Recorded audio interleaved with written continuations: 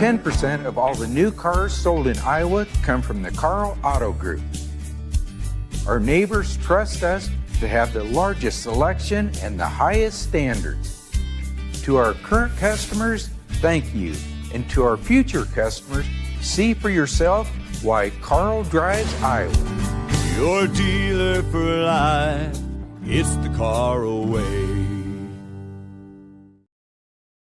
My game plan? Get the best, without the fuss. That's why I love Fairway. Everything I need, easy to find. And a hometown atmosphere that just hits different. Fairway, your home court advantage. Hello, everyone. Thanks for tuning in to the Cyclone Fanatic post-game show. I'm your host, Leah Nelson. As always, I'm with Chelsea Poppens. Thanks for joining us in the Northwest Bank Studios. Big night for Cyclone Hoops, but unfortunately, the Iowa State women's team comes up short against BYU. Final score, 83-69, and we'll get into it. We'll ask Chelsea all the great questions right after we thank our sponsors. Starting off with the presenting sponsor, you know them, you love them, Karl Auto Group. Shout out to them. They are incredible Cyclone Fanatic fans and Iowa State fans, so we love Karl Auto Group. And then our friends over at Fairway Meat and Grocery, make sure you check them out. Reminder, it is Valentine's Day on Saturday, so maybe go to Fairway and get, your Valentine something special. Don't sound too enthused, Leah. Go get your Valentine's Day. Go get your Valentine something special. Well, they should already have everything they need for their Valentine. But if they're looking for something last minute, they can check out Fairway. Well, tough game.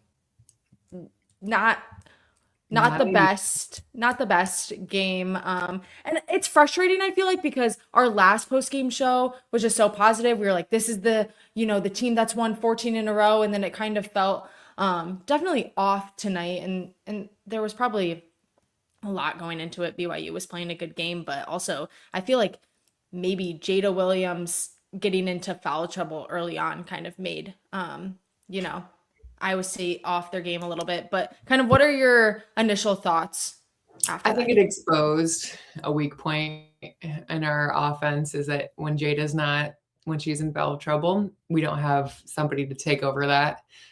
With the confidence to produce and the confidence to create plays for other people. I think that exposed a weakness of ours. And I mean, it just showed, just like you said, Jada with foul trouble. I think BYU deserved that win. They came in with way more energy. They were hitting the pick and rolls. I always say, like, we were not adjusting. We were not adjusting to the screens well. We looked kind of tired. Yeah. We looked tired. We looked like we had not practiced enough of a scout to perform tonight. And I think that's just, what we saw. Like, the stats weren't incredibly impressive. I mean, BYU had 20 fouls and we had 12. Like, so from a statistical standpoint, like, we should have made way more shots than we did. Mm-hmm. And BYU just outperformed us, and they out-energized us, and they wanted it more at the end of the day. Yeah, they outscored Iowa State 26-10. And I saw a stat that in the last 5 games, BYU was averaging around 28 points per second half, and they had that almost in the third quarter, which is just insane. And I think that third quarter really kind of put the nail in the coffin for Iowa State. Yeah. It kind of seemed like it was, I hate saying this, but it seemed like it was over in that quarter, which is frustrating. You could see Iowa State just continuing to make mistakes. And I feel kind of sad and frustrated because Kinsey Hare finally had, the night that we've been hoping for, 5 3-pointers. So, I don't know. Like, AJ wasn't showing up like she has been. And like, when you see things like that, like, it just wasn't our, like, the night that we've been seeing from our team so far. And yes, it's frustrating, but, like, I don't know, like, the energy wasn't there. BYU just wanted it more. And like, we weren't hitting the easy buckets. When we're getting beat points in the paint, that's not our typical game. Like, we usually dominate in the paint, especially with Crooks. Yes, they were doubling down, But I think also like we were doing things that like we've talked about before is like forcing plays. We were forcing passes into Crooks when there was a double team waiting. We were doing things that weren't like IQ like plays. So like for instance, like one instance that sticks in my mind is that we had passed it into Crooks down low from the wing. That guard had came down for a double team, and like Crooks was passing out to that same player, but their defense was adjusting, and the look is on the opposite side of the court. So like IQ plays where like it's just like you need to read the defense just wasn't there tonight. And there's just things like that. Like we're constantly improving, we're constantly trying to adjust, and you're seeing that in real time, especially with our 5-game like adjustment and losing streak and learning from that. So I think you're just seeing adjustments in real time, and tonight's game just was what it was. Thoughts on shot selection? I know you kind of touched on it a little bit, but it seemed like Jada was taking some shots that were uncharacteristic, like you said, forcing it into Audie, but also like when someone was hot, like Kenzie Hare, it seemed like we still weren't like passing it around or even just coming down the court and just shooting right away. What are kind of your thoughts on? It seemed like she was shooting shots that didn't need to be shot. Like even Coach Finley looked like he was just like run it a little bit more. Like don't force shots that don't need to be forced. And it felt like sometimes Jada was putting it all on her shoulders to perform and to create shots rather than leaning on the other players to perform. But that also goes back to like she's constantly been feeling the pressure to lead the pack and to be the point guard out there directing traffic. And until other players are willing to step up and lead with confidence when she's out or when she's in foul trouble, like we're not going to be the team that we need to be when March Madness hits. And we need other guards to be stepping up, creating plays, having the confidence to create plays, and knowing that they've done it before. And even if they haven't maybe had that moment here with Iowa State, like they just need to step into their athletic ability and their talents. And we just need them to see that.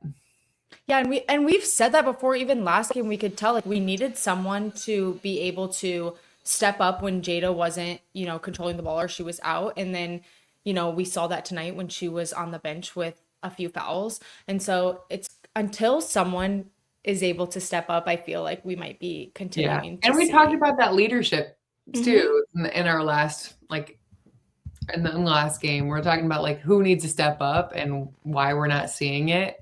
And I'm like, somebody honestly just needs to step into the space and like from a veteran perspective, be able to tell people like, hey, like pull yourselves up. Stop pushing down your leg for some of these games and just like do what we know how to do. Yeah, well, the season's long. They've got a few more, important games, and especially with this loss, I feel like they need to finish, the regular season strong. So, what are a few things that they really need to kind of figure out before their next game? I mean, I think Coach Finley will probably say, like, we need to learn how to have a backbone. We need to learn how to have, like, people stepping up when our top players aren't performing. Yep. And, I mean, Crooks is always going to be there. Crooks is always going to be a staple. But until other players, like, it's nice to see Kenzie here. Like, that's a spark of hope, stepping up. And hopefully she'll take this game and, like, bring confidence into other games. But, like, we need other players performing when Jada and Crooks aren't getting the shots that we typically get. And like, I would say it's okay for AJ to have an off game, but like Sydney Harris still needs to show up. Elisa Williams still needs to show up.